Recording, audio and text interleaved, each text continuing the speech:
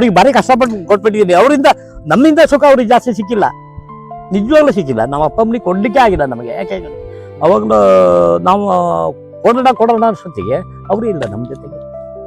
ಮದುವೆ ಮಾಡ್ಕೊಂಡು ಮನೆ ಮಾಡ್ಬೇಕಾದ್ರೆ 2 ಪಾತ್ರೆ, 4 ತಟ್ಟೆ, 2 ಚಾಪೆ, 1 ದಿಂಬು, ಸುಮಾರು ಒಂದು 3 ತಿಂಗಳು ಬೆಡ್ ರೆಸ್ಟ್ ಇದೆ. ಫೈನಾನ್ಸ್ ಕಾರ್ಡು ಟ್ವಿಸ್ಟ್ ಆಗಿತ್ತು, ಫೈನಾನ್ಸ್ ಕಾರ್ಡು ಹೋಗಿಲ್ಲ. ಹಣ ಸಂಪಾದನೆ ಎಲ್ಲರೂ ಮಾಡ್ತಾರೆ, ಬೇಕಾದ ಎಲ್ಲ ಬರ್ತಾರೆ. ಗೌರವ ಇಲ್ಲದಿದ್ರೆ ಸುಮ್ಮನೆ ಮನುಷ್ಯ ಇದ್ದೇ ಇದ್ರೆ ಅಲ್ವಾ? ಇವ್ರ ರೀತಿನೇ ಆಗ್ಬಿಡುತ್ತೆ, ಇವ್ರ ರೀತಿನೇ ಆಗ್ಬಿಡುತ್ತೆ ಅಲ್ಲ ಜೀವನ ಅಲ್ಲ. ಪ್ರತಿದಿನ ಬೆಳಕು ಹೊತ್ತ ಮನೆಗಳನ್ನು ನಾವು ನೋಡುತ್ತೇವೆ. ಆದರೆ ಆ ಬೆಳಕಿನ ಹಿಂದೆ ನಿಂತಿರುವ ಜೀವಗಳನ್ನು ನಾವು ಎಷ್ಟು ಬಾರಿ ನೆನಪಿಸಿಕೊಳ್ಳುತ್ತೇವೆ? ಮಳೆ ಇರಲಿ, ಬಿರುಗಾಳಿ ಇರಲಿ, ಕತ್ತಲಿರಲಿ, ಸುಡು ಬಿಸಿಲಿರಲಿ, ಜೀವದ ಅಪಾಯವೇ ಇರಲಿ, ಕರ್ತವ್ಯಕ್ಕೆ ಎಂದು ಬೆನ್ನು ತೋರದ ಕೆಲವು ಯೋಧರಿದ್ದಾರೆ. ಅವರ ಆಯುಧ ಶಸ್ತ್ರಾಸ್ತ್ರಗಳಲ್ಲ, ಅವರ ಬಲ ಪ್ರಾಮಾಣಿಕತೆ, ಅವರ ಸಂಪತ್ತು ಜನರ ಪ್ರೀತಿ, ಅವರ ಹೆಮ್ಮೆ ಹಣವಲ್ಲ, ಗೌರವ. ತಮ್ಮ ಜೀವವನ್ನೇ ಪಣಕ್ಕಿಟ್ಟು ಸಾವಿರಾರು ಮನೆಗಳಿಗೆ ಬೆಳಕು ತಲುಪಿಸಿದ ಒಬ್ಬ ನಿಸ್ವಾರ್ಥ ಸೇವಕನ ಬದುಕಿನ ಕಥೆ ಇದು. ಬೆಳಕಿನ ವೇಗವನ್ನು ವಿಜ್ಞಾನದಲ್ಲಿ ಅಳೆಯಬಹುದು, ಆದರೆ ಆ ಬೆಳಕನ್ನು ಮರಳಿ ತರುವ ಲೈನ್ಮನ್ಗಳ ತ್ಯಾಗವನ್ನು ಯಾವ ಮಾಪನದಲ್ಲೂ ಅಳೆಯಲು ಸಾಧ್ಯವಿಲ್ಲ. ಇದು ಒಬ್ಬ ನಿವೃತ್ತ ಲೈನ್ಮನ್ ಕಥೆಯಲ್ಲ, ಬೆಳಕಿಗಾಗಿ ಬದುಕಿದ ಒಬ್ಬ ಬೆಳಕಿನ ಯೋಧನ ಕತೆ. ಇಂದು ನಾವು ಹೊಸನಗರ ಗ್ರಾಮ ಪಂಚಾಯಿತಿಯ ಕರಿನಗೊಳಿ ಊರಿನ ನಿವಾಸಿಯಾದ ಶ್ರೀಯುತ ಭಾಸ್ಕರ್ ಸನ್ ಆಫ್ ಸುಬ್ಬಣ್ಣ ಶೆಟ್ಟಿ ಅವರ ಮನೆಗೆ ಬಂದಿದ್ದೇವೆ. ಹಾಗಾದರೆ ಬನ್ನಿ ಮಿತ್ರರೇ, ಅವರ ಬದುಕಿನ ಹೆಜ್ಜೆ ಗುರುತುಗಳನ್ನು ಕೇಳಿ ತಿಳಿದುಕೊಳ್ಳೋಣ. ಭಾಸ್ಕರಣ್ಣ ನಮಸ್ತೆ. ನಮಸ್ತೆ. ನಮಸ್ತೆ, ಹೇಗಿದ್ದೀರಿ? ನಾವು ಚೆನ್ನಾಗಿದ್ದೀವಿ ಸ್ವಾಮಿ. ನಿಮ್ಮ ಬಾಲ್ಯದ ಬಗ್ಗೆ ಹೇಳ್ತೀರಾ ಭಾಸ್ಕರಣ್ಣ? ಹೇಳ್ತೀವಿ. ನಾವು ಹುಟ್ಟಿ ಬೆಳೆದಿದ್ದೆಲ್ಲ ತೀರ್ಥಹಳ್ಳಿ ತಾಲೂಕು, ಚಕ್ಕೋಡ್ಬೈಲ್. ಅಂದರೆ ನಾವು ಸೌತ್ ಕೇಂದ್ರ. ಹಾಗೆ ಮೇಯ್ನ್ ನಮ್ಮ ಊರೆಲ್ಲ ಸೌತ್ ಕೇಂದ್ರ. ಅಂದರೆ ನಮ್ಮ ಅಪ್ಪ ಅಮ್ಮ ಕೂಲಿ ಕಾರ್ಮಿಕರಾಗಿ ಬಂದಿದ್ದು ಅಲ್ಲಿ ಚಕ್ಕೋಡ್ಬೈಲಿನಲ್ಲಿ ವಾಸವಾಗಿದ್ವಿ. ಚಕ್ಕೋಡ್ಬೈಲಿನಲ್ಲೇ ನನ್ನ ಬಾಲ್ಯ ಜೀವನ. ಚಕ್ಕೋಡ್ಬೈಲಿನಲ್ಲಿ ನಾನು 5ನೇ ತರಗತಿವರೆಗೂ ಓದಿ ನಾರಾಯಣರಾವ್ ಅಂತ ಹೊರಬೈಲಿ ನಾರಾಯಣರಾವ್ ಅಂತ ಬಿಟ್ಟು ಅವ್ರ ಮನೆ ತುಂಬ ಓದ್ಕೊಂಡು ಅಲ್ಲೇ ಕೆಲಸ ಮಾಡ್ತಿದ್ದೆ, ಕಮ್ಮರಡಿಯಲ್ಲಿ. ಅಲ್ಲಿಂದ ಮತ್ತೆ ಪುನಃ ಮನೆಗೆ ಬಂದು ಮನೆಯಿಂದ ಸೀದಾ ಒಬ್ಬರು ಡಾಕ್ಟ್ರ್ ಜೊತೆ ಕೆಲಸ ಮಾಡ್ತಿದ್ದೆ ಸ್ವಲ್ಪ ದಿನ. ಆಮೇಲೆ ಎಲ್ಲ ಆದಮೇಲೆ ನಮ್ಮ ಊರಿಗೆ ಕರೆಂಟ್ ಬರ್ತಿತ್ತು. ಆ ಕರೆಂಟ್ ಬರುವಾಗ ನಮ್ಮ ತುಂಬ ಜನ ಅವರು ಎಲ್ಲ ಫ್ರೆಂಡ್ ಆದರು. ಫ್ರೆಂಡ್ ಆಗಿ ನಾನು ಯಾಕೋ KEB ಸೇರಬಾರ್ದು ಅನ್ನೋ ಒಂದು ಮನೋಭಾವನೆ ಬಂದು ನನಗೆ. ಅವ್ರು ಕರ್ಕೊಂಡ್ಬಂದು ನನಗೆ KEB ಸೇರಿಸಿದ್ರು. ಅವಾಗ ನನಗೆ ಟೆಂಪ್ರವರಿ ತಗೊಂತಿದ್ರು ಎಲ್ಲ. ಹೇಗೆ ಕೇಳಿದರೆ ಅವ್ರು ನಮ್ಮದು 250 ಡೇಸ್ವರೆಗೆ ಕೆಲಸ ಆಯ್ತಂದ್ರೆ ಅವ್ರಿಗೆ ಪರ್ಮನೆಂಟ್ ಜಾಬ್ ಅಂತದ್ದು, ಅವ್ರಿಗೆ ಚಾರ್ಜ್ ಅಂತ ಬಿಟ್ಟು ಮಾಡ್ಕೊತಿದ್ರು. ಆ ಲೆವೆಲ್ನಲ್ಲಿ ನಾವೆಲ್ಲ ಬಂದವರು KEBಗೆ. ನಾನು ಹೆಚ್ಚು ಕಮ್ಮಿ 8/8/72ರಲ್ಲಿ KEB ಬಂದೆ. ಓದಲಿಕ್ಕೂ ಕಷ್ಟ ಇತ್ತು ಮನೆಯಲ್ಲಿ. ನಾವೊಂದು ಹೆಚ್ಚು ಕಮ್ಮಿ ಒಂದು 5 ಗಂಡು ಮಕ್ಕಳು 3 ಹೆಣ್ಮಕ್ಳು. 5-3 ಅಲ್ಲ, ದೊಡ್ಡ ಅಕ್ಕ ಒಬ್ಬರು ತೀರೋಗಿದ್ದಾರೆ. 9 ಜನ ಮಕ್ಕಳು ನಾವು. ಈಗ ನಾವು 8 ಜನ ಇದ್ವಿ. 8ರಲ್ಲಿ ಈಗ 3 ಇಲ್ಲ. ಈಗ ನಾವು ಇಬ್ಬರೇ ಗಂಡು ಮಕ್ಕಳಲ್ಲಿ 2 ಇರೋದು, ಹೆಣ್ಮಕ್ಳಲ್ಲಿ 3 ಜನ ಇದ್ದಾರೆ ಅಷ್ಟೇ. ನಾವೆಲ್ಲ 90 ಭಾಗ ಈಗ ಜೀವನ ಮಾಡಲಿಕ್ಕೆ ನಮ್ಮ ಹತ್ರ ಆಗಲ್ಲ. ದಿನ 8 ಆಣೆ, 1 ಸೇರು ಅಕ್ಕಿ ಕೊಡ್ತಿದ್ರು. 15 ರೂಪಾಯಿ ಸಂಬಳ ಅವರಿಗೆಲ್ಲ. ಯಾರಿಗೆ? ಗಂಡಾಳಿಗೆ. ಹೆಣ್ಣಾಳಿಗೆ 7 ಹೌದು ಸೇರಕ್ಕಿ ಮಾತ್ರ ಕೊಡ್ತಿದ್ರು. ಒಂದೊಂದು ಸೇರಕ್ಕಿ ಸಂಬಳ ಮಾತ್ರ ತಿಂಗಳಿಗೆ ಕೊಡ್ತಿರಲಿಲ್ಲ. ಅಮಾವಾಸ್ಯೆಗೆ ಒಂದ್ಸಲ, ಹುಣ್ಣಿಮೆಗೆ ಒಂದ್ಸಲ ದುಡ್ಡು ತಗೊಂಡವ್ರು ನಮ್ಮಪ್ಪ. ನಾವು ಕಂಡಿದ್ದು. ಆಮೇಲೆ ಅದೇನು ಕೇಳಿದ್ರು ಅವ್ರದ್ದೆಲ್ಲ ಒಂದೊಂದು 2-3 ಮನೆ ಇದ್ದರೆ ಒಬ್ಬೊಬ್ಬರು ಮನೆಯದು ಒಂದು ಸಿಂಬಲ್ ಇತ್ತು ಮಣ್ಣಿನಲ್ಲಿ. ಈ ಕೇಶವರಾಯರು ಕೆ ಅಂತಿದ್ದು ಒಂದು ಉಂಡೆ ಕೊಡೋರು. ಅದನ್ನು 30 ಲೆಕ್ಕ ಮಾಡೋರು ಇಟ್ಕೊಬೇಕು. ಒಂದು ಕಳೆದ್ರೆ ನಿಮ್ಗೆ ಸಂಬಳ ಇಲ್ಲ. ಆ ರೀತಿ ನಮ್ಮ ಅವರು ನಿಜವಾಗ್ಲೂ ಅದನ್ನ ಹೇಳಲಿಕ್ಕೆ ಹೋದ್ರೆ ನಮಗೆ ಬೇಡ ಬಿಡಿ, ಅದು ಕಣ್ಣಲ್ಲಿ ನೀರು ಬರುತ್ತೆ. ಅವ್ರು ನಮ್ಮನ್ನೆಲ್ಲ ಸಾಕಿ ಜೀವನ ನೋಡ್ಲಿಕ್ಕೆ ಹೋದ್ರೆ ಕಣ್ಣಲ್ಲಿ ಜೀವ ಬರುತ್ತೆ. ಚಿಕ್ಕ ಮಗಳನ್ನ ನಮ್ಮ ಮೈ ಸುಟ್ಕೊಂಡ್ಬಿಟ್ಟಿದ್ದೆ. ಏಕೆ, ಏನಾಯ್ತು? ನಮ್ಮನೇಲಿ ಅವಾಗ ಈ ತಿಂಡಿ ಏನು ಮಾಡೋದು ಗೊತ್ತ ನಿಮಗೆ? ತಿಂಡಿ ಅಮಾವಾಸ್ಯೆಗೆ ಹುಣ್ಣಿಮೆಗೆ ತಿಂಡಿ, ಬೇರೆ ದಿವಸ ಎಲ್ಲ ಗಂಜಿ ಊಟ. ಅಂದರೆ ನಮ್ಮ ಇಷ್ಟು ಜನ ಮಕ್ಕಳು ಸಾಕ್ಬೇಕಲ್ಲ, ಎಲ್ಲಿಂದ ತರ್ತಾರವರು ಅಲ್ವಾ? ನಮಗೂ ಗೊತ್ತಾಗ್ತಿತ್ತು, ಅರ್ಥ ಆಗ್ತಿತ್ತು ಭಾವನೆ. ನಮ್ಮ ಮಾವತ್ತು ದೋಸೆ ಮಾಡಿ ಈ ಕಾವಡಿ ಒಳಗೆ ಜಾಸ್ತಿ ಲಾಸ್ಟ್ ಪಾತ್ರೆಯಲ್ಲಿ ಹುಯ್ದಿದ್ದು ಬಿಟ್ಬಿಡ್ತಾರೆ. ಅದು ಚೌಂಕಲ ಅಂತೀವಿ ನಮ್ಮ ಕಡೆಗೆ. ಅದನ್ನು ತೆಗಿಲಿಕ್ಕೆ ಹೋಗ್ಬಿಟ್ಟಿದ್ದೀನಿ ನಾನೆಲ್ಲೋ. ಈ ಶೆಲ್ಟರ್ಗಳೆಲ್ಲ ದೊಡ್ಡ ದೊಗಡೆಲ್ಲ ಈ ಬೆಂಕಿ ಹಚ್ಚಿದ್ದೆ ನಂಗೆ ಗೊತ್ತಿಲ್ಲ. ನಮ್ಮ ಅಕ್ಕ ಇದ್ರು ಮನೆಯಲ್ಲ, ಅಕ್ಕನೂ ಸಣ್ಣವ್ರು ಪಾಪ. ಈಗ ಅಕ್ಕನಿಗೆ 80-85 ವರ್ಷ. ಅಕ್ಕ ಯಾರಿನ್ನು ಒಂದು ದೋಸೆ ಚೂರಿನ ಆಸೆಗೆ ನೀವು ಮೈ ಸುಟ್ಕೊಂಡ್ರಿ? ಆಸೆ ಕಂಪ್ಲೀಟ್ ಆಯ್ತಾ. ಇದು ಈ ಮಕ್ಕಳಲ್ಲಿ ಕಂಪ್ಲೀಟ್ ಇರಲಿಲ್ಲ ನನಗೆ. ಬಾಳೆ ಎಲೆ ಮೇಲೆ ಮಲಗಿಸೋರು. ಅವ್ರು ಅಲ್ಲ ಅವ್ರಿಗೆ ಭಾರಿ ಕಷ್ಟಪಟ್ಟು ಕೊಟ್ಬಿಟ್ಟಿದ್ದೀನಿ. ಅವರಿಂದ ನಮ್ಮಿಂದ ಸುಖ ಅವ್ರಿಗೆ ಜಾಸ್ತಿ ಸಿಕ್ಕಿಲ್ಲ, ನಿಜವಾಗ್ಲೂ ಸಿಕ್ಕಿಲ್ಲ. ನಮ್ಮ ಅಪ್ಪ ಅಮ್ಮನಿಗೆ ಕೊಡ್ಲಿಕ್ಕೆ ಆಗಿಲ್ಲ ನಮಗೆ. ಯಾಕೆ ಅವಾಗಲೂ ನಾವು ಕೊಡೋಣ ಅನ್ಸೊತ್ತಿಗೆ ಅವರು ಇಲ್ಲ ನಮ್ಮ ಜೊತೆಗೆ. ನನ್ನ ಆಸೆನ ಈಗ ಪೂರೈಸ್ಕೊಂಡಿದ್ದೀನಿ, ಇಲ್ದವ್ರಲ್ವಾ. ಹೌದು, ನಾವು ಮಾಡಿದ ಸಾಧನೆ ನೋಡಕ್ ಅವ್ರಿಲ್ವಲ್ಲ ಅಂತ ಇಲ್ಲ ಒಂದು. ಆಮೇಲೆ ಅವ್ರನ್ನ ನಾವು ಸಾಕ್ಲಿಕ್ಕಾಗಿಲ್ಲಲ್ಲ ಕೊನೆಯವರೆಗೂ. ಒಂದು ಜೀವನ ನೀವಾಗಲಿ ನಾವಾಗಲಿ ಇವತ್ತು ನಮ್ಮ ಚಿಕ್ಕ ಮಕ್ಕಳಿದ್ದಾಗ ನಮ್ಗೆ ಆಸೆ ಇದ್ದೇ ಇರಲ್ಲ. ನಾವು ತಿನ್ನಬೇಕು, ಉಣ್ಬೇಕು, ಅಮ್ಮನೋ ಅಪ್ಪನೋ ಏನೂ ಗೊತ್ತಿರಲ್ಲ. ನಾವು ಬುದ್ಧಿ ಬಂದ ಮೇಲೆ ಅದು ಪೂರ್ತಿ ಮನವರಿಕೆ ಆಗುತ್ತೆ. ಅವ್ರು ನಾವು ಎಷ್ಟು ತಪ್ಪು ಮಾಡಿದ್ವಿ, ನಮ್ಮನ್ನ ಹೆಂಗೆ ಸಾಕಿದ್ರು, ನಮ್ಗೆ ಯಾಕೆ ಹೊಡಿತಿದ್ರು ಅವಾಗ, ಇದಕ್ಕೆ ಹೊಡಿತಿದ್ರು, ಇವೆಲ್ಲ ಜ್ಞಾಪಕ ಬರುತ್ತೆ ಅವಾಗ. ಅದ್ರ ಮೇಲೆ ನಾನು 8/8/72 ತೀರ್ಥಹಳ್ಳಿ ಬಂದೆ. ತೀರ್ಥಹಳ್ಳಿಯಿಂದ ಟೆಂಪರವರಿಯಾಗಿ ಒಂದು 76ವರೆಗೂ ಕೆಲಸ ಮಾಡಿದೆ. 76ರಲ್ಲಿ ನನಗೆ ಅಪಾಯಿಂಟ್ಮೆಂಟ್ ಆಯ್ತು ಮತ್ತೆ ತೀರ್ಥಹಳ್ಳಿಯಲ್ಲಿ. 76ರಿಂದ ಸುಮಾರು 89ರವರೆಗೂ ತೀರ್ಥಹಳ್ಳಿಯಲ್ಲಿ ಪಟ್ಟಣದಲ್ಲೇ ಕೆಲಸ ಮಾಡಿದೆ, ಲೈನ್ಮ್ಯಾನ್ ಆಗಿ. ಅಸಿಸ್ಟೆಂಟ್ ಲೈನ್ಮ್ಯಾನು ಅವಾಗ, ಅಸಿಸ್ಟೆಂಟ್ ಲೈನ್ಮ್ಯಾನ್ ALM ಅಂತಿದ್ರು. ಡಿಗ್ರಿ ಇದರಲ್ಲೇ ಕೆಲಸ ಮಾಡಿದೆ. 89ರಲ್ಲಿ ನಮಗೆ ತುಂಬ ಅಂದರೆ ತುಂಬ ಒಳ್ಳೆ ಮುಸ್ಲಿಮ್ಸ್ ಅವರು. ಆದ್ರೂ ಅವರು ಮುಸ್ಲಿಮ್ಸ್ ಚೆನ್ನಾಗಿಲ್ಲ. ಮೊಹಮ್ಮದ್ ಸಾಹೇಬ್ರು ಅಂತ ಹೇಳ್ಬಿಟ್ಟು ಒಬ್ರು ಇದ್ರು ಪಾಪ. ಅವಾಗ ತೀರ್ಥಹಳ್ಳಿ ಹೊಸನಗರ ಒಂದೇ ಇತ್ತು. ನೀವು ಏನಾದ್ರು ಹೊಸನಗರದ ಕೆಲಸ ಆಗ್ಬೇಕಾದ್ರೆ ತೀರ್ಥಹಳ್ಳಿಗೆ ಹೋಗ್ಬೇಕಿತ್ತು, ಆ ಲೆವೆಲ್ನಲ್ಲಿ ಇತ್ತದು. ಆವಾಗ ನನಗೆ ಬಂದ್ಬಿಟ್ಟು ಒಂದು ದಿವಸ ಹೇಳಿದ್ರು, ರಿಪ್ಪನ್ಪೇಟೆ ಅನ್ನೋ ಊರು ಭಾರಿ ತರಲೆ ಊರು, ಅಲ್ಲಿ ಕರೆಂಟು ಕರೆಕ್ಟಾಗಿ ಕೊಡ್ಲಿಕ್ಕೆ ಆಗ್ತಿರಲಿಲ್ಲ.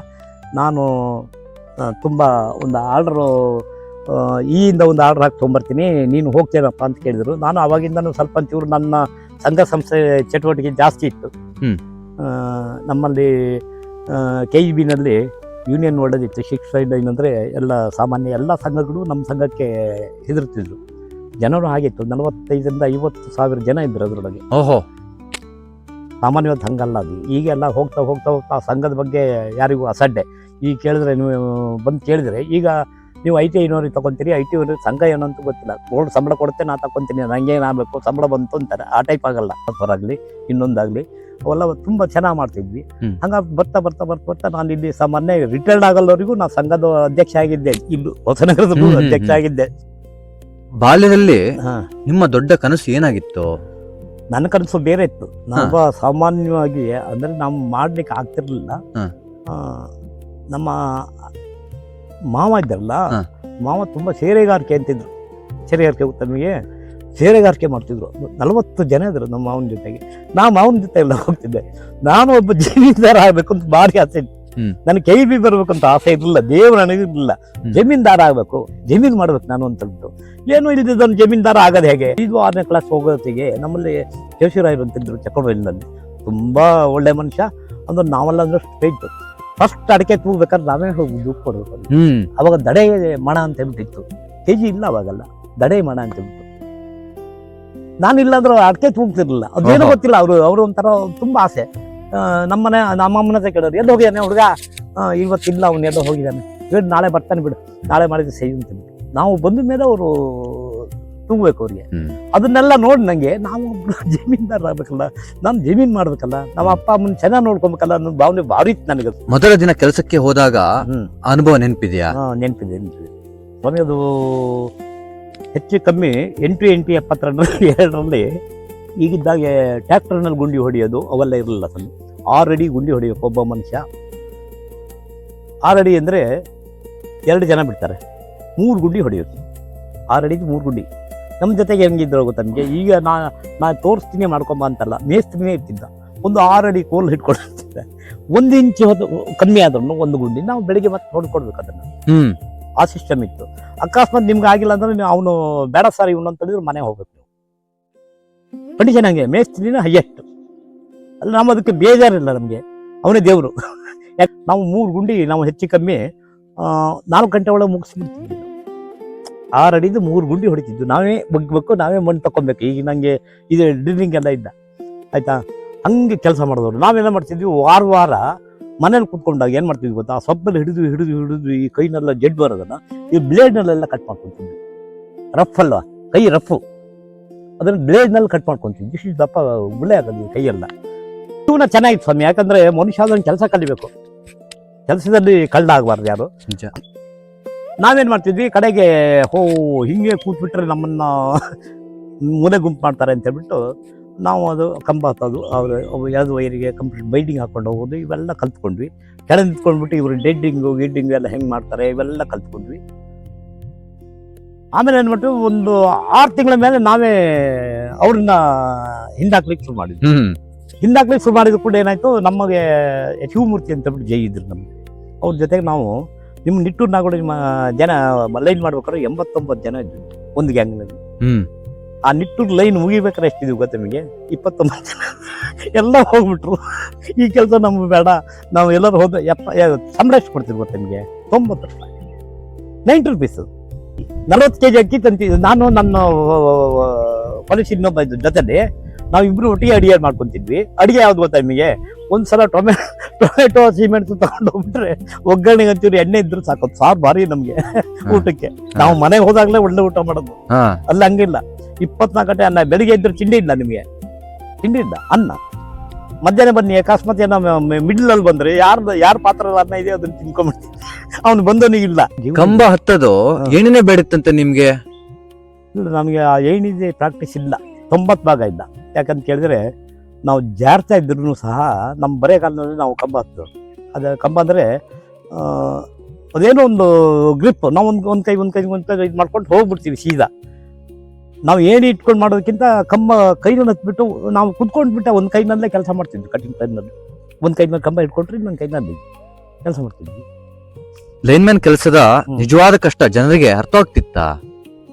90% ಯಾರಿಗೂ ಅರ್ಥ ಆಗಲ್ಲ ಸರ್ ಅದು. ಯಾಕಂತ ಕೇಳಿದ್ರೆ ಲೈನ್ಮೆನ್ ಅಂದರೆ ನಿಜವಾದ ಕೆಲಸಗಾರನಿಗೆ ಬೆಲೆನೇ ಸಿಗ್ತಿರಲಿಲ್ಲ, ದೇವರ ಹಣೆಗೂ ಬೆಲೆನೇ ಇಲ್ಲ ಅಲ್ಲಿ. ಯಾಕಂತ ಕೇಳಿ ಬೇರೆ ಡಿಪಾರ್ಟ್ಮೆಂಟ್ಗಳಲ್ಲಿ ಅವನು ಹುಡುಕ್ಬಿಟ್ಟು ಪ್ರಶಸ್ತಿಗಳು ಇವೆಲ್ಲ ಕೊಡ್ತಾರೆ. ನಮ್ಮ KEB ಯಾವುದಿಲ್ಲ, ಯಾವ ಪ್ರಶಸ್ತಿನೇ ಇಲ್ಲ ನಿಮಗೆ. ನೀವು ತಗೊಂಡ್ಬಂದು ಗುಡ್ಡ ತಂದಲ್ಲ, ಒಂದೇ ಕಂಬ ಒಬ್ಬನೇ ಹೊತ್ಕೊಂಡು ನಿಂತರು ಪ್ರಶಸ್ತಿ ಇಲ್ಲ ನಿಮಗೆ, ಆಯ್ತಾ? ಅವೆಲ್ಲ ಇಲ್ಲ. ಅದು ಕಂಬ ಏರುವಾಗ ಮೊದಲ ಬಾರಿ ಭಯ ಆಗ್ತಿತ್ತ? ನೋ ಭಯ. ಅಂದ್ರೆ ಮನುಷ್ಯ ಇದಾನಲ್ಲ, ಮನುಷ್ಯ ಹುಟ್ಟಿದ ಮೇಲೆ ಒಂದ್ ದಿವಸ ಸಾಯ್ಬೇಕಲ್ಲ. ಹೆದರಿದ್ರೆ ನೀವು ಏನ್ ಕೆಲಸ ಮಾಡ್ಲಿಕ್ಕೆ ಆಗಲ್ಲ, ನಿಮ್ಮ ಹತ್ರ ದೇವರಣಿಗೂ ಆಗಲ್ಲ, ನೀವು ಅಲ್ಲೇ ಕೂತಿರ್ತೀರಿ. ನಂಗೆ ಡ್ರೈವಿಂಗ್ ಭಾರಿ ಕಷ್ಟಪ್ಪ, ಎದುರುಗಡೆ ಬಂದ್ರೆ ಗಾಡಿ ಬರ್ತವೆ, ನಾನು ಮಾಡಲ್ಲ ಅಂತ ಮಾಡಲ್ಲ. ಅವನು ಇವತ್ತಿಗೂ ಮಾಡಿದ್ದಾರೆ, ಎಷ್ಟು ಜನ ಇದ್ದಾರೆ. ಎಂತ ಒಳ್ಳೆ ಮಾತಾಡಿದ್ರೆ ನೋಡಿ ಅಲ್ವಾ? ಒಬ್ಬ ಲೈನ್ಮ್ಯಾನ್ಗೆ ಬೇಕಾಗಿರುವ ಪ್ರಮುಖ ಗುಣಗಳು ಯಾವುದು ನಿಮ್ ಪ್ರಕಾರ? ನೌಕರಿ ಬಂದಾಗ ಸಾರ್ವಜನಿಕರಿಗೆ ಅನುಕೂಲ ಆಗುವಂತ ನೌಕರಿ ಮಾಡೋದೇ ನೌಕರಿ. ನೀವು ನಾನು 2 ದಿವಸ ಲೇಟಾಗಿ ಬಂದಾಗ ನೀವು ಬೈಬೋದು, ನಾವು ಬೈಸ್ಕೊಬೇಕು, ಸುಮ್ಮನೆ ಇದ್ಬಿಡು, ನಿಮಗೆ ಯಾವಾಗ ಬೇಜಾರಾಗುತ್ತೆ. ಸೊ ಅದು ಒಂದಿಷ್ಟು ಮಾತಾಡಿದ್ರು ಒಂದು ಮಾತಾಡಿಲ್ಲಲ್ಲ ಅನ್ನೋ ಭಾವನೆ ನಿಮಗೆ ಬರುತ್ತೆ. ನೀವು ಒಂದು ಹೇಳಿದಾಗ ನಾನು 4 ಕೇಳಿದ್ರದಲ್ಲ. ಈಗಿನ ಜನ ಹಾಗಾದ್ರೆ ತಾಳ್ಮೆ ಕಳ್ಕೊಳ್ತಿದಾರ? ತಾಳ್ಮೆ ಅನ್ನೋದೇ ಮನುಷ್ಯನಿಗೆ ಇಲ್ಲಲ್ಲ ಈಗ. ತಾಳ್ಮೆ ಎಲ್ಲಿದೆ, ಯಾರಿಗಿದೆ? ನೀನಂದ್ರೆ ನಿನ್ನಪ್ಪ ಅಂತಾರೆ ಈಗ, ಅಲ್ವಾ? ಅದು ತಾಳ್ಮೆ ಬರುವಂತದ್ದಲ್ಲ ಸ್ವಾಮಿ, ಅದು ಅವನಲ್ಲೇ ಹುಟ್ಟುವಂಥದ್ದು, ರೂಢಿಸ್ಕೊಂಡು ಬಂದ್ರೆ. ಅಂದ್ರೆ ಆಮೇಲೆ ಇನ್ನೊಂದು ಏನ್ ಕೇಳಿದ್ರೆ, ಬಡತನ ಅನ್ನೋದಿದೆಯಲ್ಲ, ಅದು ಪೂರ್ತಿ ಹೇಳ್ಕೊಡುತ್ತೆ. ಸಿರಿತನಕ್ಕೆ ಬರಲ್ಲ, ನಾನು ಅನ್ನೋದು ಅಹಂಕಾರ ಇರುತ್ತೆ. ಇದು ಬಡತನ ಎಲ್ಲರನ್ನೂ ಹೇಳಿಸುತ್ತೆ, ಆಮೇಲೆ ಎಲ್ಲರನ್ನು ಕೇಳಿಸುತ್ತೆ, ಎಲ್ಲರನ್ನು ಬೇಡಿಸುತ್ತೆ. ಅದು ನಾ ದುಡಿಮೆ ಮಾಡ್ತೀನಿ, 4 ಆಣೆ ಎಲ್ಲರೂ ಕೊಡಿ, ಅಡ್ಡಿಲ್ಲ, ನಂಗೆ ಸಾಕು, ಅದು ಜೀವನ. ಅದು ನಾವು 90 ರೂಪಾಯಿನಲ್ಲಿ ನಾನು ಮದುವೆ ಆಗ್ಬೇಕಾದ್ರೆ ನನಗೆ 320 ರೂಪಾಯಿ ಬೇಸಿಕ್, 320 ರೂಪಾಯಿ ಬೇಸಿಕ್, 580 ಬರೆದಿಟ್ಟು ಒಂದು ಡೈಲಿ 580 590 ರೂಪಾಯಿ ಸಂಬಳ ಮಾಡ್ತಿರ್ಲಿಲ್ಲ. ನಾನು ನನ್ನ ಹೆಂಡತಿ ಮನೆ ಮಾಡ್ಬೇಕಾರೆ, ಮದುವೆ ಮಾಡ್ಕೊಂಡು ಮನೆ ಮಾಡ್ಬೇಕಾರೆ 2 ಪಾತ್ರೆ, 4 ತಟ್ಟೆ, 2 ಚಾಪೆ, 1 ದಿಂಬು, ನಮ್ಮ ಜೀವನ. ಅದು ಅವಾಗ ಲೈನ್ಮನ್ಗಳಲ್ಲಿ ಇದ್ದಿದ್ದು ಹೆಂಗೆ ಗೊತ್ತಾ ನಿಮಗೆ? ಅವರೊಂದು ಹಾಸಿಗೆ ಪಿಂಡಿ, ಒಂದು 4 ಪಾತ್ರೆ, ಇಲ್ಲಿ ಟ್ರಾನ್ಸ್ಫರ್ ಆದ ಕೂಡ ಅವ್ನು ಹೊತ್ಕೊಂಡು ಹೋಗೋದು ನೋಡಿದ್ದೀನಿ ನಾನು, ಕಣ್ಣು ತುಂಬ ನೋಡಿದ್ದೀನಿ. ಈಗಿನವರು ಒಳ್ಳೆ ಚೆನ್ನಾಗಿದ್ದಾರೆ ಬಿಡಿ, ನಮ್ಮ ಸ್ಟೇಜಿಂದ 38 ವರ್ಷಗಳ ಸೇವೆಯಲ್ಲಿ ಮರೆಯಲಾಗದ ಘಟನೆ ಯಾವುದು? ಅದು 89ನೇ ಇಸ್ವಿ, ಕೊಪ್ಪ ಸರ್ಕಲ್, ತೀರ್ಥಹಳ್ಳಿ ಒಳಗೆ. ನಾನು ಹೆಚ್ಚು ಕಮ್ಮಿ 76ರಿಂದ 89ರವರೆಗೆ ತೀರ್ಥಹಳ್ಳಿಯಲ್ಲಿ ವರ್ಕ್ ಮಾಡಿದ್ದು. ಅಲ್ಲಿ ಅವಾಗ ಕಬ್ಬಿಣದ ಕಂಬ ಇದೆ ಸಹ. ಕಬ್ಬಿಣದ ಕಂಬದಲ್ಲಿ ಕೆಲಸ ಮಾಡ್ಬೇಕಾದ್ರೆ ಸ್ವಲ್ಪ ಮನುಷ್ಯ ಹುಷಾರಾಗೇ ಇರೋದು. ಅದು ನೆಲದವರಿಗೂ ಗ್ರೌಂಡ್ ಹೋಗ್ತಾರೆ, ರೈಲ್ಸ್ ಕಂಬ ಅಂತೀವಿ. ಒಂದು ಬದಿ ದಿಣ್ಣೆ ಇರುತ್ತೆ, ಇನ್ನೊಂದು ಬದಿ ಪ್ಲಾಟ್ ಇರುತ್ತೆ. ಅದು ರೈಲ್ ಹೋಗ್ಲಿಕ್ಕೆ ಕಮ್ಮಿ ಮಾಡ್ತಾರೆ, ಅದು ಕಂಬ ಮಾಡಿಟ್ಕೊಂಡಿರ್ತೀವಿ. ಆ ಕಂಬದಲ್ಲಿ ಕೆಲಸ ಮಾಡ್ಬೇಕಾದ್ರೆ ಒಂದು ವೈರ್ ಕಟ್ ಮಾಡಿಬಿಟ್ಟು ಇನ್ನೊಂದು ವೈರ್ ಜಾಯಿಂಟ್ ಮಾಡ್ಬೇಕು ನಾನು. ಇದು ಬಂದ್ಬಿಟ್ಟು ಇಲ್ಲಿ ಕೂತ್ಬಿಟ್ಟು ಸೆಂಟ್ರಿಗೆ ಬಿಡ್ಲಿಕ್ಕಾಗಿಲ್ಲ. ನಾನು ವಾಯ್ಸ್, ನೀವು ಕರೆಂಟ್ ಹೊಡೆದಾಗ ಕೂಗ್ತಿರಲ್ಲ, ಯಾರಿಗೂ ವಾಯ್ಸ್ ಬರಲ್ಲ ಹೊರಗೆ. ನಾವು ಕೂಗ್ತಿದ್ದೀರಿ ಅಂತ ಹೇಳ್ಬಿಟ್ಟು ನಮಗೆ ಭ್ರಮೆ ನಮ್ದು. ಕೂಗ್ತಾ ಇದ್ದೀನಿ, ಜನ ಕೇಳ್ತಾ ಇದ್ದಾರೆ, ಜನ ಕೇಳಲ್ಲ. ಇದೊಂದು ಎಲ್ಲರೂ ಅರ್ಥ ಮಾಡ್ಕೊಡಿ. ಕರೆಂಟ್ ಹೊಡೆದ ಸತ್ತ ಹಂಗಾರ ಯಾರು ಇರಲಿಲ್ಲ ಕೇಳ್ತಾರೆ, ಅವ್ನಿಗೆ ವಾಯ್ಸ್ ಬರಲ್ಲ. ನಿಜ. ಏನು ನಾವು ಕೂಗ್ತಿರೋ ವಾಯ್ಸ್ ಹೊರ ಬರಲ್ಲ ಅದು, ಆಯ್ತಾ. ನಾನು ಸುಮಾರು ತಡಕಾಡಿದೆ. ಏಣಿ ಇರಲಿಲ್ಲ. ನಾನು ಕಂಬ ಹತ್ಕೊಂಡು ನನಗೆ ಅಷ್ಟೇ ಹೇಳಿದ್ದ ನಮಗೆ. ಏಣಿ ಇದ್ರೂ ಹೇಗಾರು ಬಚಾವ್ ಆಗ್ಬೋದು. ಅದು ಒಂದು ಕಡೆಯಿಂದ ಕಲ್ಲು ರಾಶಿ ಹಾಕ್ಬಿಟ್ಟಿದ್ದಾರೆ, ಬಂಡೆ ಕಲ್ಲು ಮನೆ ಇತರಿಗೆ. ಇನ್ನೊಂದು ಕಡೆಯಿಂದ ಸಣ್ಣ ಹೋಟ್ಲ್ ಇತ್ತಲ್ಲಿ, ಆ ಕಟ್ಟಿಗೆ ರಾಶಿ ಹಾಕಿಬಿಟ್ಬಿಟ್ಟಿದ್ದಾರೆ. ನಾನು ಬಿದ್ದರೆ ಸೆಂಟ್ರಿಗೆ ಬಿಡ್ಬೇಕು. ನಾನು ಕಂಪ್ಲೀಟ್ ನನ್ನ ಔಟ್ ಅಂತಾನೆ ಮಾಡಿದ್ದೆ. ಮಕ್ಕಳು ಚಿಕ್ಕವು, ಇನ್ನೂ ಒಂದೊಂದು ವರ್ಷ ಆಗಿತ್ತ, 2 ವರ್ಷ ಆಗಿತ್ತೇನೆ ಅಷ್ಟೇ. ಒಬ್ಬರು ಸಾಕು ಮಗಳು ನನಗೆ. ಅವ್ರದ್ದು ಸ್ವಲ್ಪ ದೊಡ್ಡವಳಿದ್ವಿ. 2 ಮಗಳನ್ನು ಎತ್ಕೊಂಡ್ಬಿಟ್ಟು ಹಾಸ್ಪಿಟ್ಲಿಗೆ ಬರೋದು ಆ ಟೈಮಿಗೆ. ಸುಮಾರು ಒಂದು 3 ತಿಂಗಳು ಬೆಡ್ ರೆಸ್ಟ್ ಇದ್ದೆ. ಫೈನಾನ್ಸ್ ಕಾರ್ಡು ಟ್ವಿಸ್ಟ್ ಆಗಿತ್ತು, ಫೈನಾನ್ಸ್ ಕಾರ್ಡು ಹೋಗಿಲ್ಲ. ನಾನು ಸ್ವಲ್ಪ ರೆಡಿಯಾಗಿ ಅವ್ರ ಮನೆಗೆ, ಅವ್ರೇನು ದುಡ್ಡು ಗಿಡ್ಡು ನನ್ನ ಹತ್ರ ತೊಗೊಳಲ್ಲ. ನಾನು ಹಣ್ಣು ಹೂವೆಲ್ಲ ತೊಗೊಂಡು ಹೋದೆ ಅವ್ರ ಮನೆಗೆ. ಅವರೇ ಬಂದು ಗೇಟ್ ತೆಗೆದ್ರು ನನಗೆ. ಅವ್ರು MBBS ಡಾಕ್ಟ್ರು, ನಾನೊಬ್ಬ ಕೇವಲ ಲೈನ್ಮನ್ನು. ಅಷ್ಟು ಆಸೆ ಅವರಿಗೆಲ್ಲ. ನನಗೆ ಹೇಳಿದರು ಅವರು, ನೀನು ಹಾರ್ಡ್ ವರ್ಕ್ ಮಾಡೋದಿಲ್ಲ, ನೀನು ಕಂಬ ಹತ್ತಿದು ಹಾರೋದು ಅವೆಲ್ಲ ಮಾಡಬೇಡ, ಡ್ರೈವಿಂಗ್ ಬೇಕಾದ್ರೆ ಮಾಡು, ಗಾಡಿ ಓಡಿಸೋ ಅವೆಲ್ಲ ಮಾಡಬೇಡ, ನನ್ನ ಹಾರೋದು, ನೆಗೆಯೋದು, ಬೇದಿ ಹಾರೋದು, ಆ ಕಡೆ ಕಂಬ ಹಾರೋದು ಅವೆಲ್ಲ ಮಾಡಬೇಡ ನೀನು ಅಂದರು. ನಾನು ಅವ್ರು ಹೇಳಿದ್ದು ಯಾವುದು ಪಾಲನೆ ಮಾಡಿದೆ, ಎಲ್ಲ ಮಾಡಿದೆ. ಮನ್ಸ್ ಕೇಳಲಿಲ್ಲ. ಬ್ಯಾಡಿಂದೆಲ್ಲ ಪೂರ್ತಿ ಮಾಡಿದ್ದೀವಿ. ನಾನು ರಿಟೈರ್ಡ್ ಆಗಲ್ಲ, ಕಂಬ ಹತ್ತಿ ಕೆಲಸ ಮಾಡಿದ್ದೀನಿ, ಆಯ್ತಾ. ಕಂಬ ಹತ್ತೀರಿ? ಈಗಲೂ ಹತ್ತಿ ಮಾಡ್ಕೊಡ್ತೀನಿ ಬೇಕಾರೆ. ಮತ್ತೆ ಎಲ್ಲೋ ಟ್ರಾನ್ಸ್ಫಾರ್ಮರ್ ಕೈ ಹಾಕಿದ್ರಂತೆ? ಟ್ರಾನ್ಸ್ಫರ್ ಸರ್ ಒಂದು ಸಾಮಾನ್ಯ 7:30 ಗಂಟೆ ಆಗಿರ್ಬೋದು ಸರ್. ಒಂದು ಕುಶಾವತಿ ಅಂತ ಹೇಳ್ಬಿಟ್ಟು ಒಂದು ತೀರ್ಥಹಳ್ಳಿ ಒಳಗೆ ಒಂದು ಡೌನ್ ಒಂದು TC ಇದೆ ಅಲ್ಲಿ. ಸಾಮಾನ್ಯ ಒಂದು 7:45-8 ಗಂಟೆ ಸರ್. ಟೌನಲ್ಲಿ ನಾನು 9-9:30 ಡ್ಯೂಟಿ ಮಾಡ್ತೀನಿ. ಯಾಕಂದ್ರೆ ನಮಗೆ ಡ್ಯೂಟಿ ಟೈಮ್ ಇಲ್ಲ, ಪೊಲೀಸಿಗೆ ಇದ್ದಂಗೆ, ಎಮರ್ಜೆನ್ಸಿ. ಮತ್ತು ನೈಟ್ ಬೀಟ್ ಇಲ್ಲ ನಮ್ಗೆ ಯಾರಿಗೂ. ನಾವು ಎನಿ ಟೈಮ್ ಬಂದಾಗ ನಮ್ಮ SOಗಳು ಅಥವಾ AEಗಳು ಅಲ್ಲೇ ಕಾಲೋನಿಯಲ್ಲಿ ಇರ್ತಾರೆ. ಬಂದ್ಬಿಟ್ಟು ಡಕ್ಕ ಅಂದ್ರೆ ನಾವು ಜೊತೆ ಬಂದ್ಬಿಡ್ತೀವಿ ಅವ್ರಿಗೆ, ಅವರಿಗೆ ಇಂಥದ್ದು ಹಿಂಗಾಗಿ ಎಂದು ಬರ್ತೀವಿ ಮೆಸೇಜ್ ಸಿಕ್ಕಿಕೊಂಡೆ. ಅದು ಹಾಗೆ ಏನು ಮಾಡಿದೆ, ನಾನು ಗಾಡಿ ತೊಗೊಂಡೆ ಹೋಗಿ ಮಾಮೂಲು TC ಡಿಸ್ಟ್ರಿಬ್ಯೂಷನ್ ಬಾಕ್ಸ್ ಅಂತೀವಿ, ದೊಡ್ಡ ಬಾಕ್ಸ್ ಬರ್ತಿತ್ತು. ಆ ಬಾಕ್ಸ್ ಒಳಗೆ ಚಾನಲ್ ಅಂತೀವಿ. ಈಗ LT ಕಿಟ್ ಅಂತ ಮಾಡಿದ್ದಾರೆ. ಆ ಕಡೆ ಈ ಕಡೆ ಹಾಕಿಬಿಟ್ಟು ಮಧ್ಯದಲ್ಲಿ ಫ್ಯೂಸ್ ಹಾಕೋದಕ್ಕೆ ಅವನ್ನ ಚಾನಲ್ಗಳು ತೆಗಿಲಿಕ್ಕೆಲ್ಲ ಗಾಜಿಂದು ಚಾನಲ್ಗಳು. ಅದೇನು ಮಾಡಿದೆ, ಈ ಹಿಂದುಗಡೆ ಬೋಲ್ಟಿಗೆ ಟಚ್ ಹಾಕೊಂಡಿದೆ ಅಂತ ನಾನು ನೋಡಲಿಲ್ಲ. ಅದನ್ನ ಫ್ಯೂಸ್ ಹಾಕದೆ ಹಿಂಗಂದೆ, ಇಡೀ ಕಂಪ್ಲೀಟ್ ಅಂದ್ರೆ ಕಣ್ಣು ಗಿಣ್ಣೆಲ್ಲ ಹೋಗ್ಬೇಕಿತ್ತು ಅವತ್ತು. ಕೈ ಕಂಪ್ಲೀಟು ಸುಟ್ಟೋಗ್ಬಿಡ್ತು. ನಾನು ಸೀದಾ ಬಂದೆ, ಹಾಸ್ಪಿಟ್ಲಿಗೆ ಹೋದೆ. ಹಾಸ್ಪಿಟ್ಲಿಗೆ ಹೋದ್ಕೊ ಕ್ಲೀನಾಗೆಲ್ಲ ಈ ಇಂಕ್ ಟೈಪ್ಸ್ ಎಲ್ಲ ಇದು ಹಾಕಿದ್ರು ಒಂದಿಷ್ಟು. ಆಮೇಲೆ ಬಟ್ಟೆ ಹಾಗೆ ಸುತ್ತಕೊಂಡೆ. ನಮ್ಮನೇಲಿ ಫ್ಯಾನ್ ಸಹ ಇರಲಿಲ್ಲ ಅವತ್ತು. ನೀವು ಹೇಳಿದ್ದಲ್ಲ 300-350 ರೂಪಾಯಿ ಸಂಬಳ ತಗೊಂಡು ನಾವು ಅಂತ ಹೈ ಪಿಚ್ಚಿನಲ್ಲಿ ಇರ್ಲಿಕ್ಕೆ ಆಗ್ತಿರಲಿಲ್ಲ. ಒಂದು ಫ್ಯಾನು ಇರಲಿಲ್ಲ ನಮ್ಮನೇಲಿ. ಊರವರೆಲ್ಲ ಫ್ಯಾನ್ ಹಿಡ್ಕೊಂಡು ಓಡ್ ಬಂದಿದ್ರಂತೆ? ಊರಲ್ಲೆಲ್ಲ ಫ್ಯಾನ್ ಹಿಡ್ಕೊಂಡು ಬರೋದು. ಅಕ್ಕಪಕ್ಕದ ಮನೆಯವರೆಲ್ಲ AE ಮನೆಯಿಂದ ಸಹ ಫ್ಯಾನ್ ಹಿಡ್ಕೊಂಡು ಬಂದಿದ್ದು ಪಾಪ. ಫ್ಯಾನ್ ಹಾಕಿ ಅಂತ TTR ನಲ್ಲಿ ಒಂದು ಕೆಲಸ ಆಗಿತ್ತು. ಟೆಂಪ್ರರಿ ಇದ್ವಿ ಇನ್ನು. ಕೆಂಚಿನಾಳದಿಂದ ಮೊಸರೂರಿಗೂ ಲೈನ್ ಮಾಡ್ತಿದ್ವಿ. ರಿಪಂಪೇಟೆಯಿಂದ ಲೈನ್ ಹೋಗ್ತಿತ್ತು. ಅಲ್ಲಿ ರೈಲ್ವೆ ಕ್ರಾಸ್ ಬರುತ್ತೆ. ರೈಲ್ವೆ ಕ್ರಾಸ್ನಲ್ಲಿ ಅವರು ಒಂದು ಮೆಜರ್ಮೆಂಟ್ ಕೊಟ್ಟಿರ್ತಾರೆ. ಅದಕ್ಕೆ ಆ ಮೆಜರ್ಮೆಂಟಿಗೆ ಒಂದು ಅರ್ಧ ಇಂಚು 1 ಇಂಚು ಹೆಚ್ಚು ಕಮ್ಮಿ ಆದರೂ ಅವರು ನಮ್ಗೆ ಅಪ್ರೂವಲ್ ಕೊಡಲ್ಲ ಕರೆಂಟ್ ಕೊಡಲಿಕ್ಕೆ. ಸೆಂಟ್ರಲ್ ಗೌರ್ಮೆಂಟನ್ನು ಕೊಡಲ್ಲ. ಅಲ್ಲಿ ಡಬಲ್ ಗಾರ್ಡಿಂಗ್ ಮಾಡಬೇಕು. ಮೇಲೆ ಕೆಳಗೆ ಅಂತ ರೈಲಿಂದ ಇಷ್ಟೇ ಎತ್ತರದಲ್ಲಿ ಹತ್ಕೊಂಡು 40 ಅಡಿ ರೈಲ್ ಸದು ಕೆಲಸ ಮಾಡ್ತಿದ್ವಿ. ಅದು ಕಂಪ್ಲೀಟ್ ಈ ಕೈ ಮೇಲೆ ಕೂತಿತ್ತು. ಈಗಲೂ ಒಂದೊಂದು ಕಲೆ ಇದಾವೆ ನಂದು. ಈ ಕಂಪ್ಲೀಟು ಚಪ್ಪಾಗಿ ಹೋಗ್ಬೇಕು ಬೆರಳೆಲ್ಲ. ಟೆಂಪ್ರರಿ ಅವಾಗ ಆ ಕಂಬ ಹಿಡ್ಕೊಂಡ್ ಬಂದಿದ್ದೆ ನಾನು. ನನಗೆ ನೀನು ಯಮನೋ ಅಥವಾ ಮನುಷ್ಯನೋ ಮಾರಾಯ ಅಂತ ಕೇಳೋರು. ಬೇರೆಯವ್ರಿಗೆ ಹಗ್ಗ ಹಾಕಿಬಿಟ್ಟು ಇಡಿಸ್ಬೇಕು ಅವ್ರಿಗೆ. ಕೂಡಲೇ ರಿಪಂಪೇಟೆ ಒಂದೇ ಹಾಸ್ಪಿಟ್ಲಲ್ಲೆಲ್ಲ ಟ್ರೀಟ್ಮೆಂಟ್ ಮಾಡಿಸ್ಕೊಂಡ್ಬಿಟ್ಟು ಒಂದು 2 ಡೇಸ್ ಅಷ್ಟೇ ಮತ್ತೆ ಸರಿ ಆಗ್ಬಿಟ್ಟೆ ನಮಗೆ. ಆಗ್ತಾ ಸೈ ಇದು ಒಂಥರ ಮಿಲಿಟರಿಗಾದ್ರೆ ವಾರ ಇದ್ದಾಗ ಮಾತ್ರ, ನಮ್ಗೆ ದಿನ ವಾರ ಇದು. ಇಷ್ಟೊಂದೆಲ್ಲ ಅಪಾಯ ಎದುರಿಸಿದ್ರಿ, ಕಷ್ಟ ಎದುರಿಸಿದ್ರಿ, ಯಾವಾಗಾದ್ರೂ ಸಾಕಪ್ಪ ಈ ಕೆಲಸ ಬಿಟ್ಬಿಡೋಣ ಅಂತ ಅನ್ಸಿತ್ತಾ? ಇಲ್ಲ, ಬಿಟ್ಟು ಬರ್ಬೇಕಾದ್ರೆ ತುಂಬಾ ಬೇಜಾರಾಯ್ತು.